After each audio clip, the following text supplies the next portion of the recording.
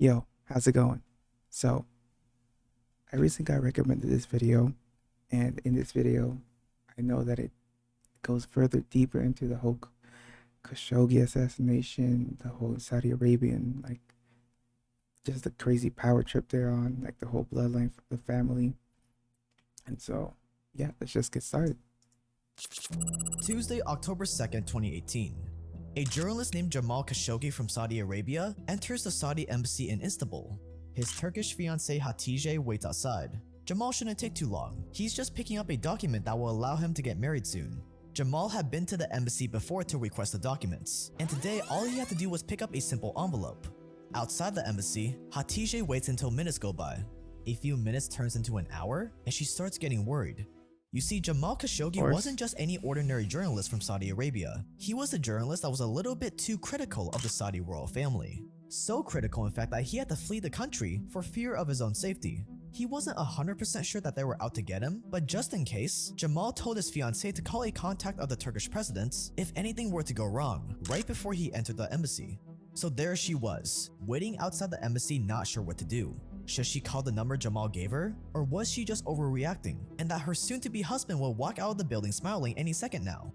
But then 2 hours go by. Something has to be wrong. Of course, 3 yeah, hours, and the best answer she could get is that Jamal had he was already only left picking through up a a back paper door. and signing it. Obviously that made no sense. 3 hours turns into 4, 5, 6. Panic sets in. Jesus. Hatice had called everyone she knows, and no one has heard anything from Jamal. Ultimately, Hatice waited outside the embassy for 10 hours until 11 p.m. at night, hoping Jamal would show up, but he never does. The next day, the Saudi consulate issues a statement saying that Jamal had disappeared, but he definitely left the building before he disappeared. So where did Jamal Khashoggi disappear to? Had he gotten cold feet and decided to abandon his fiancée? It took months to uncover the answer, No, and the obviously. answer will make Hatice sick to her stomach. Jamal Khashoggi had once been very close with the Saudi royal family.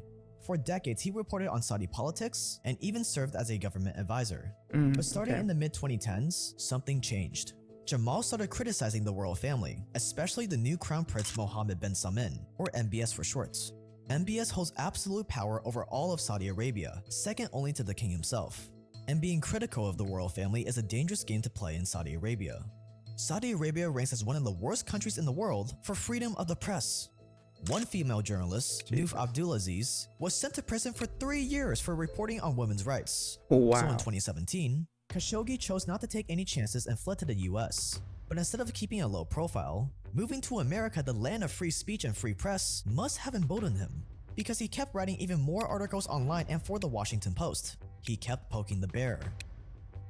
This presented a problem for MBS and the royal family. That takes a lot of balls. Like me personally, I would just, I go undercover. I'm not gonna lie. I just lay low for a little. I'll just lay low, because, man.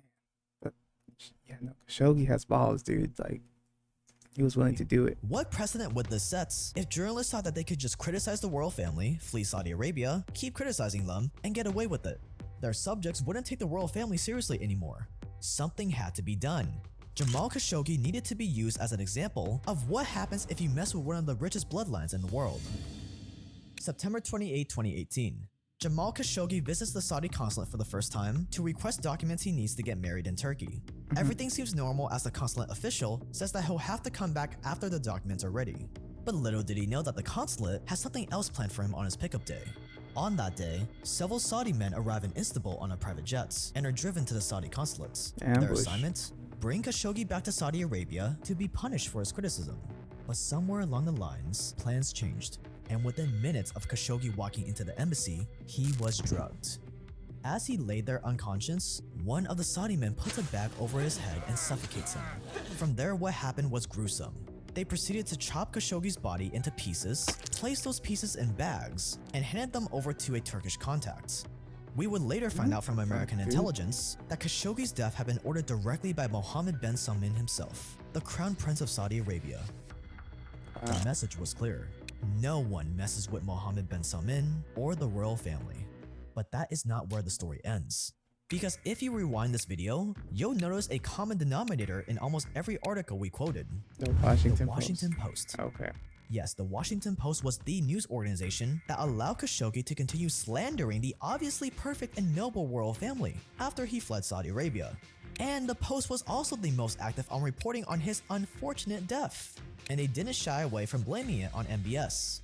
So for MBS, revenge was Interesting. far from over. Now Yeah. that he put Khashoggi in the ground, it was time to go after the man that facilitated his criticism. None other than Jeff Bezos, once the richest man in the world, who also happens to be the owner of the Washington Post. Huh. All right. My I didn't know Jeff Bezos was the owner of Washington Post. All I know is Amazon, and he's going to space. Like, that's all I know. name is That's- Jake Tran. I make documentaries Now on he's money, getting power, targeted war, by and the crime on my Saudis? team. Subscribe That's for more. interesting. If you want to win $1,000 cash, starting right now, we're picking a random Instagram follower every single week to win. You just have to be following me at Jake Trend, just got this new handle, and you're automatically entered. Watch I out don't for have fake Instagram. accounts. I will never message you asking for money.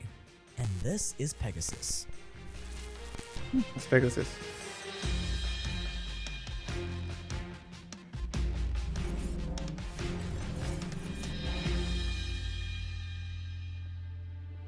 Okay. One of the things I love about this channel is that a lot of you guys are legit business people with real businesses. And if you've got an e-commerce business or you're looking to start one, then one of the easiest ways to save money right now and make your operation run way smoother is with ShipStation, today's video Okay. sponsor.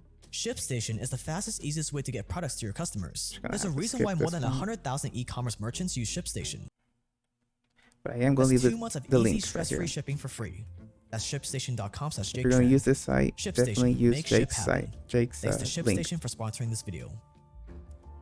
Support this guy, man. This guy makes amazing videos.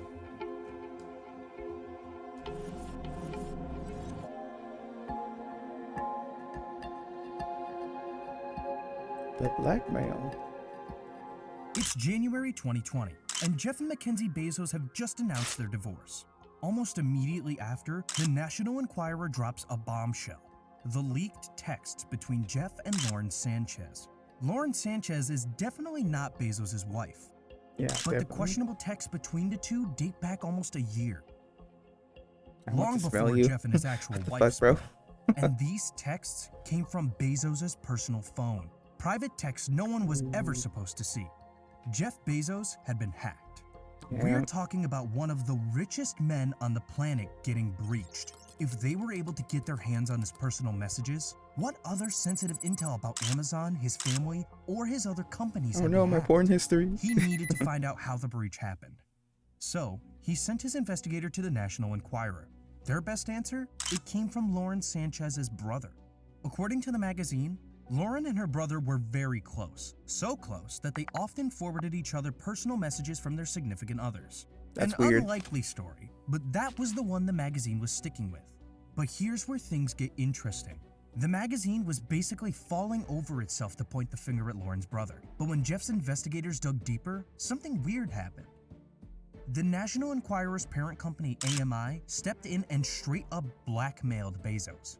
They threatened to release sensitive images Jeff had sent to Lauren if he didn't agree to a few specific conditions. Oh, bro. These conditions were actually an 8-page contract, forcing Jeff and his investigator to publicly state the national Another reason you never send nudes, especially if you're like a billionaire or something. However rich Jeff Bezos is. National Enquirer's story was not instigated, dictated, or influenced in any manner by external forces, political or otherwise. They also wanted him to state that the magazine undertook no electronic eavesdropping in connection with its reporting and has no knowledge of such conduct. If he didn't, they would publish the compromising pictures. Red Fuck. flag? Unfortunately for the company, Jeff Bezos wasn't going to go down quietly. Ooh. So instead of signing the contract, he made it all public on Medium. Oh, oh, oh. What a Chad. What a move. As it turns out, those texts and the pictures the National Enquirer were threatening to publish, they weren't from Lauren Sanchez's brother. Oh no. According to Jeff's investigators, they came directly from the office of none other than the Crown Prince of Saudi Arabia, Mohammed bin Salman. They had Okay. hacked Jeff Bezos' phone just because he owns the Washington Post, and MBS was not happy with its coverage of the khashoggi murder. The Saudi Arabian prince hated the fact that Jeff Bezos, a man he knew personally, was pointing the finger at the royal family for Khashoggi's murder. Unfortunately for MBS, Jeff Bezos isn't Saudi Arabia, so they couldn't just lure him out and chop him into pieces. They had to settle for far less. Okay. Embarrassment. And it worked, because Mackenzie Scott got a quarter of Bezos' Amazon shares from the divorce, making her the 22nd richest person in the world at that Holy time. shit, dude. But here's the real question. How did MBS get the compromising texts and images? The leaked pictures and texts all came directly from Bezos' personal iPhone X. But Jeff Bezos is literally one of the richest men in the world. He must have all the best cybersecurity. So how did the Saudis get into Bezos' phone and keep accessing it for months without anyone ever noticing something was wrong? Yeah, that's what true. sort of program were they using that could get past the best security in the world and Oh my God. remain undetected If it's so as it simple, transmits I'ma huge laugh. amounts of data from Jeff's phone to Saudi Arabia? How did no one notice a drop in performance or an increase in data consumption? The answer is Pegasus, the Oh, okay. scariest piece of spyware known to man. Pegasus. I've never heard of this.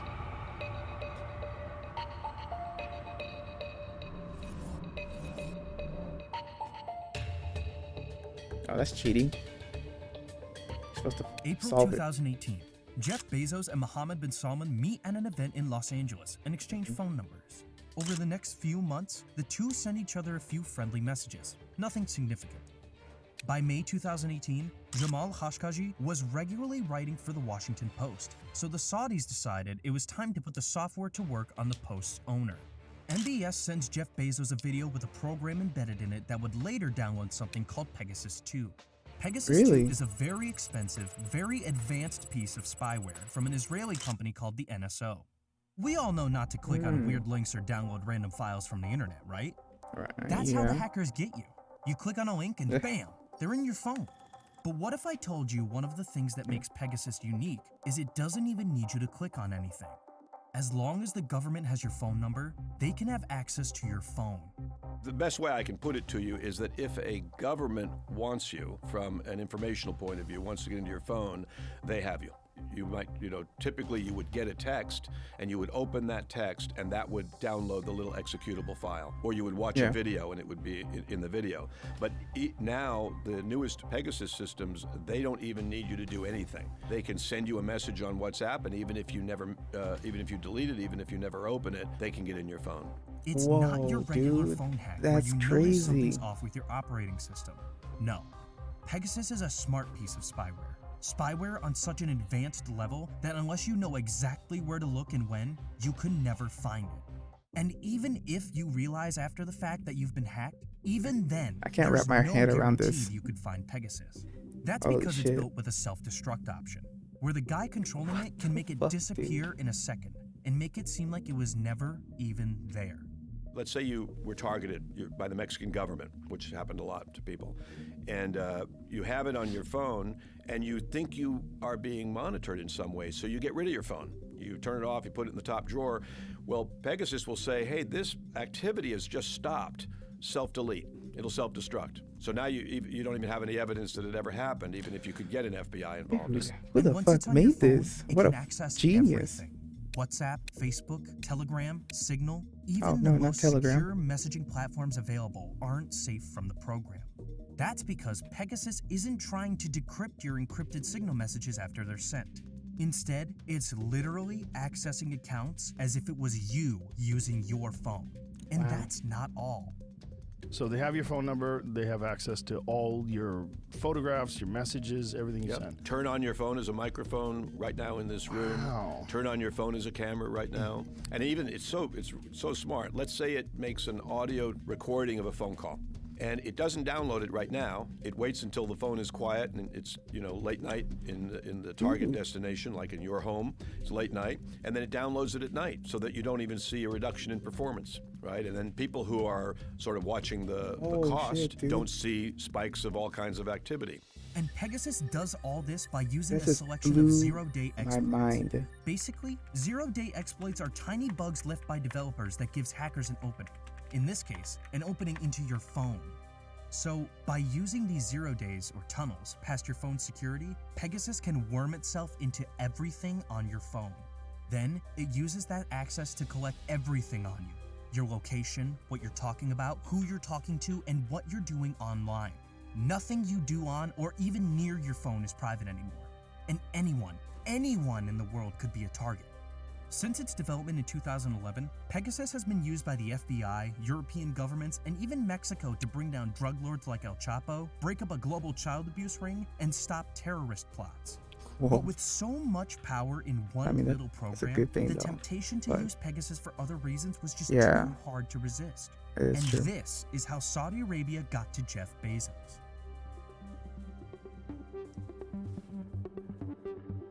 Like, now I'm thinking, like, dude, what else? Like, okay, 2011, Pegasus was created. We're in 2022. That's 11 years later. What else is there? Like, what else have they created that could be more advanced than Pegasus? Like, I am so curious now.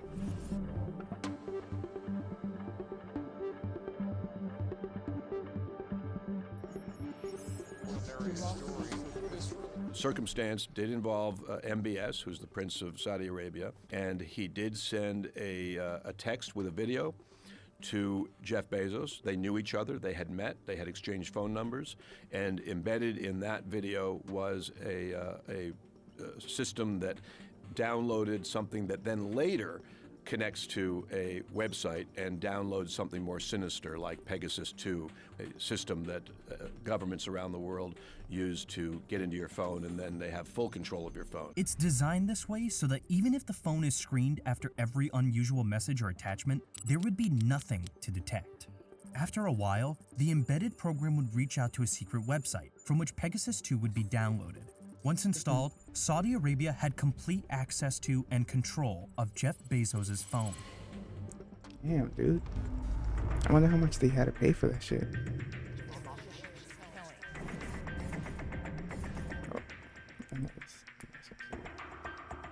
none of us are safe. That is true. It turns out that it wasn't just Jeff Bezos that was hacked by Pegasus, but also one of Jamal Khashoggi's close associates, a guy he worked on activist projects with.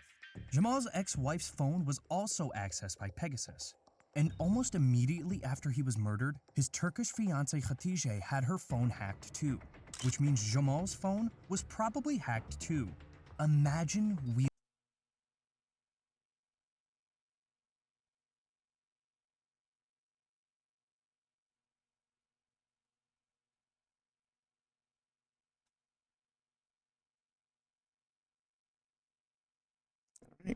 wielding that kind of power. Imagine being able to track someone's every move through their phone, murder them, and then monitor everything their friends and family say to make sure no one comes near the truth. And even if they find out the truth, you can make sure they're too scared to ever say a word about it. That's the reality of the world we're living in. Yep, big time. Everyone from the Spanish Prime Minister to the UK Prime Minister's employees have come under attack from the Pegasus spyware. No one Really? is safe. Not the richest men in the world, and especially not journalists or activists. So what about the rest of us? If you have a phone or any electronic device, if you even come near one, you could be watched. You could be followed. Your secrets, your personal information, or naughty text messages and pictures and search history. Oh no, my Every history. single thing you've done online could be used against you. That is the world we're living in. With the click of a button, you can bring down nations to their knees very rapidly, if you so desire, and if you're willing to take the risk, because Yep. every system can be hacked. Yep. The Pegasus software was first created by NSO in 2011. Around the same time, America was in the middle of the fight of its life, the War on Terror. And their main target? A guy who refused to use the internet, a cell phone, or even connect satellite TV to his phone.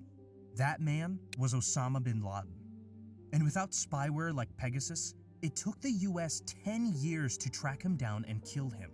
But you see, on that fateful night when SEAL Team 6 infiltrated his compound in Pakistan and killed the most wanted man in the world, they discovered something drastic. A treasure trove of computers, hard drives, notebooks, and printed files lying around on every floor. These files could contain priceless intelligence, and if they left it for the Pakistani military, they may never get their hands on it again. So, they asked their commanders for as much time as they could spare. They gave them an extra 10 minutes. Ultimately, those 10 minutes became 18. But in that time, the SEALs collected a treasure trove of 500,000 digital and physical files, a Damn. cache of intel that would become known as the Bin Laden Papers. And Oh, for okay, years, okay. most of those files were kept classified, hidden from the public. But in 2017, the CIA finally declassified over 470,000 of those files for the world to see. And what they contained was a complete revelation. These files showed a whole new side of Osama bin Laden that the world had never seen before. But here's the thing. This video goes deep into bin Laden's life. And a video that covers this much detail on his attacks and plans for the world is basically guaranteed to get demonetized. Which is why we just released it as a brand new private documentary available only to members of this channel. Well played, The sir. video goes over Well played. every detail of the Bin Laden You- papers in all their infamy. He's And hooking channel me. members have been loving this documentary. All you have to do to get access to this documentary right now, and all the other documentary-length videos that are too controversial, too Machiavellian, too risky to post publicly, is to click the join button below. Once you sign up, you'll get exclusive access to the Bin Laden papers, plus others like Jeffrey Epstein, Monsanto, the company that owns the world's food supply, MK Ultra, and Really? many more in the future. This is the one I want to watch. These are the Like, things it they doesn't. should be teaching you in university. It about lives how the rent free world in my works. mind. But unlike university, you get all of this for just $5 a month. And what's even better is that if you join and you don't think it's worth it, email me and we'll personally refund you the money. Pause the video and click that join button below right now. I want to, but I'm broke. Did you know that your security is as this much non-existent online? I did not before researching this video, so this was a really big eye-opener for me. So let me know Yeah, what you most thought in the definitely. comments below. And if you're new here, my name is Jake, and this is one of the biggest channels on YouTube for documentaries on money, power, and crime. So if you enjoyed this one, we make multiple documentaries just like this one every single week for free. So click the subscribe button below. That's gonna wrap it up. Stay dangerous out there, and I will see you guys in the next one. Yeah, man, that's crazy. Like, so like one of the things I kind of like, got left wondering is like, okay, so Saudi Arabia went into Turkey to basically assassinate Khashoggi, right? But isn't there repercussions for that? Like, isn't there repercussions for them going into Turkey and basically doing a hit like that? That's the question I kind of got left hanging. And also, what else is there when it comes to this whole, like, in this time of age where, like, you know, like from Pegasus, which was released in 2011 to now, like, what other hacking software is there now, and how far can it go? Great video by Tran. Great video.